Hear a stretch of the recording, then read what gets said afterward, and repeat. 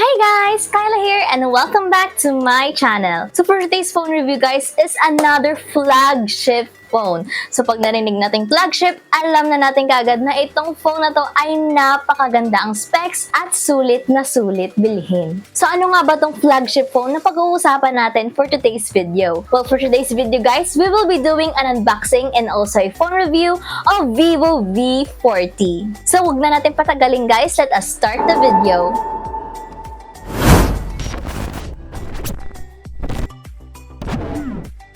Now let us start with the unboxing.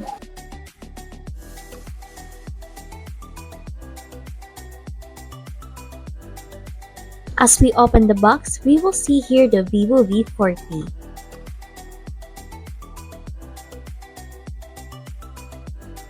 We also have a jelly case,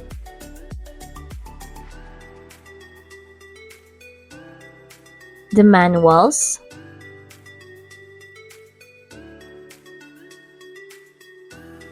the adapter,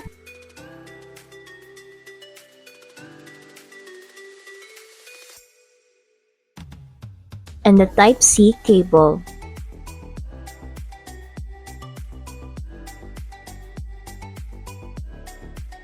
And lastly, the SIM ejector tool. And now let's talk about the design of the Vivo V40. So here is the Vivo V40 guys. And it comes with three colors, which is the Sun Glow Peach, Nebula Purple, and Stellar Silver.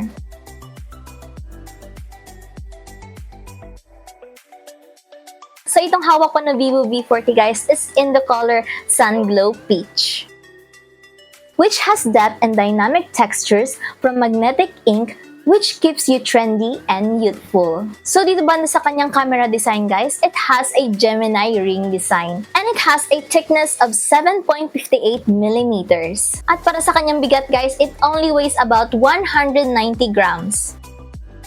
So for the right side guys, we will see here the volume buttons and also the power button. So for the bottom guys, we have here the speakers, the Type-C port, and also the SIM port. Now let us find out if this is a single SIM or a dual SIM.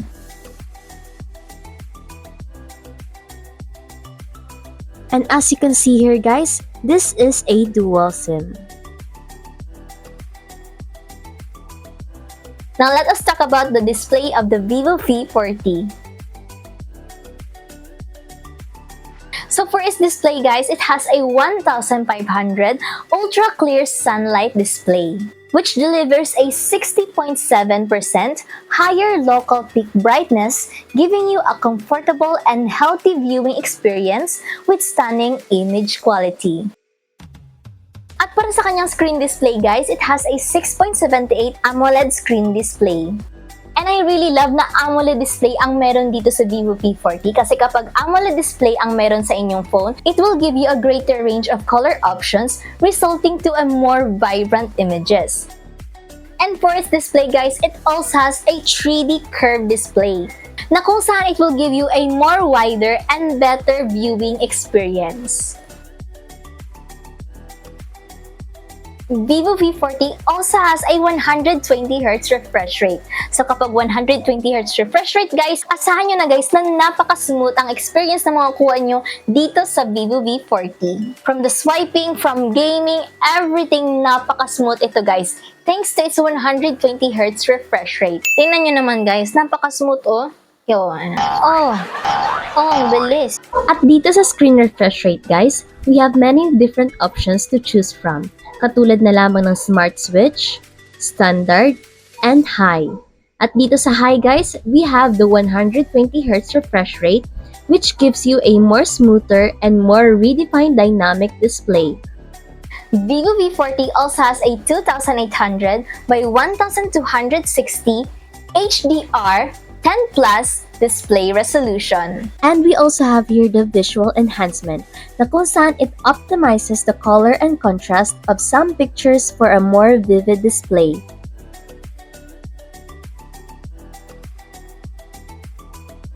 And now guys, let us proceed with the speaker of the Vivo V40.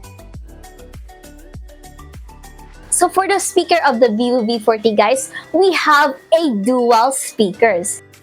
And thanks to its dual speaker guys, asahan nyo na kagad na napakaganda ang audio dito sa Vivo V40. Enhance your gaming and audio-visual experience thanks to its dual stereo speakers.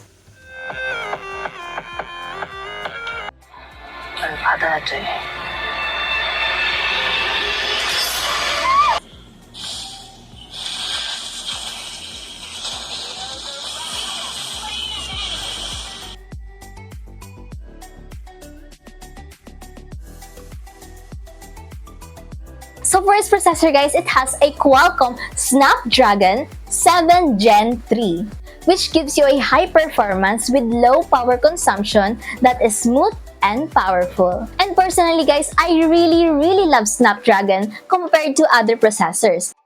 Because with Snapdragon processor guys, it has a more energy efficient and has a better performing processor and handles intensive tasks and gaming.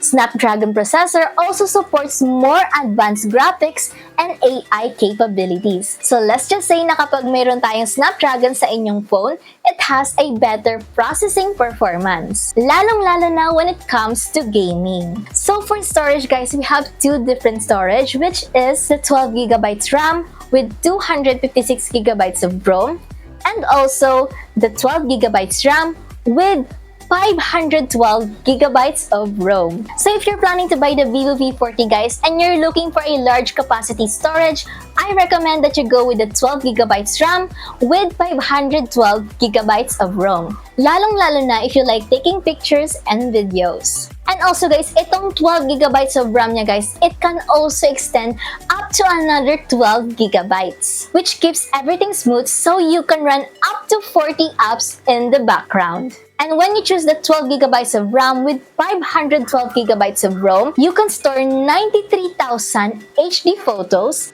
and also 15,600 music tracks or 228 resource-intensive games.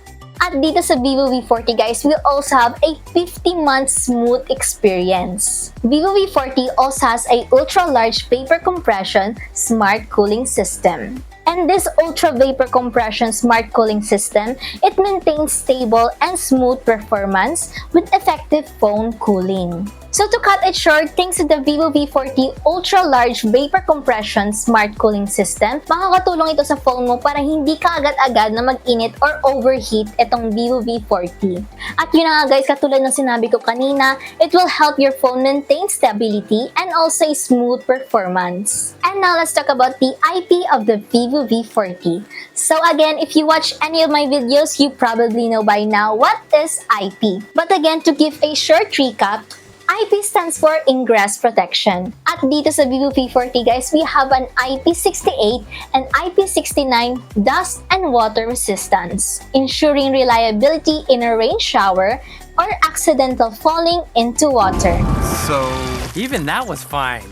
At also guys, para sa inyong kaalaman, ang Vivo V40, it has undergone a lot of tests and to ensure a reliable performance, giving you a peace of mind. And now let us proceed with the gaming of the Vivo V40. So for its gaming guys, dahil meron nga tong Qualcomm Snapdragon 7 Gen 3 processor, it has a very smooth at napakagandang gaming performance. And based on my experience guys, napakaganda talaga gamitin ito for gaming. Lalong-lalo na if you're playing Mobile Legends, PUBG, COD in high frame rate.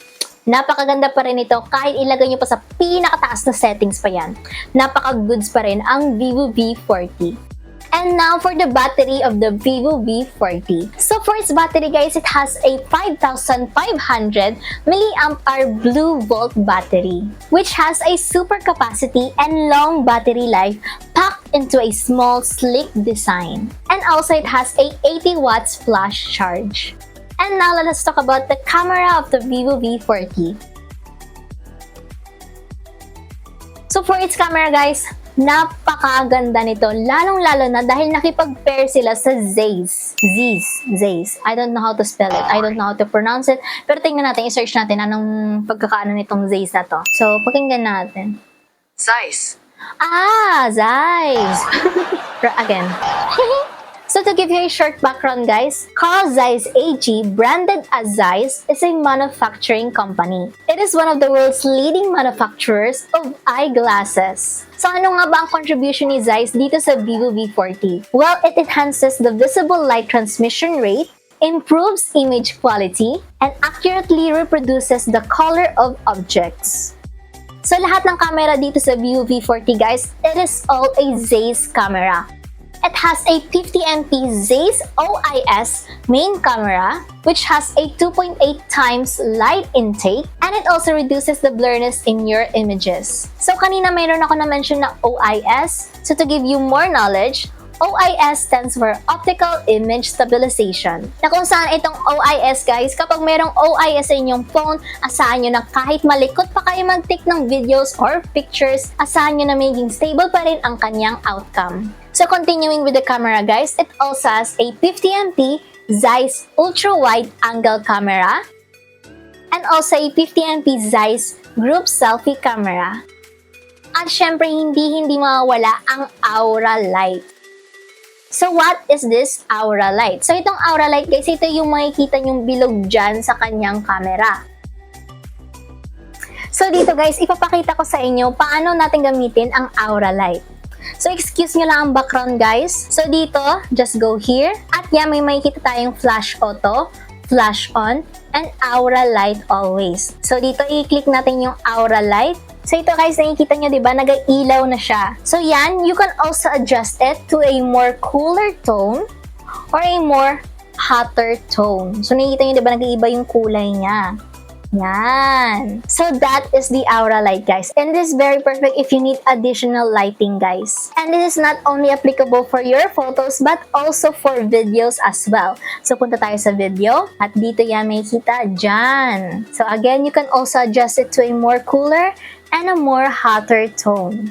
So yun na nga guys, nakita nyo kung paano natin ginamit ang aura light. And another feature guys is the Google Lens and also the AI erase. So for the AI erase guys, kapag mayroong mga unwanted objects or people dyan sa background nyo guys, you can easily erase it with the AI erase. Just circle it.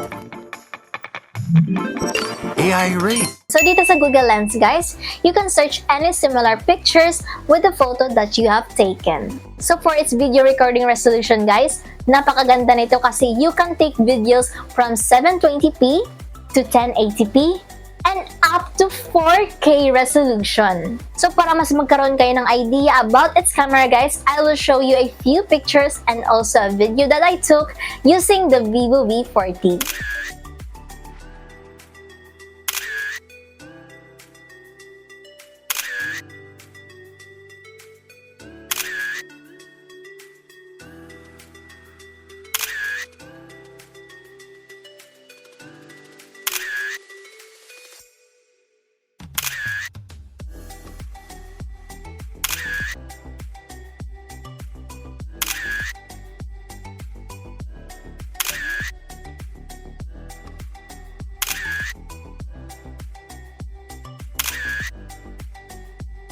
So if you're looking for a phone na kung saan madami ang storage, maganda ang camera, and also perfect for gaming, I recommend that you go with the Vivo V40. So that is all guys. Thank you very much for watching and don't forget to like, subscribe, and hit the notification bell so you can be notified whenever I upload a new video.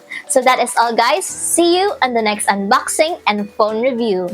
Bye!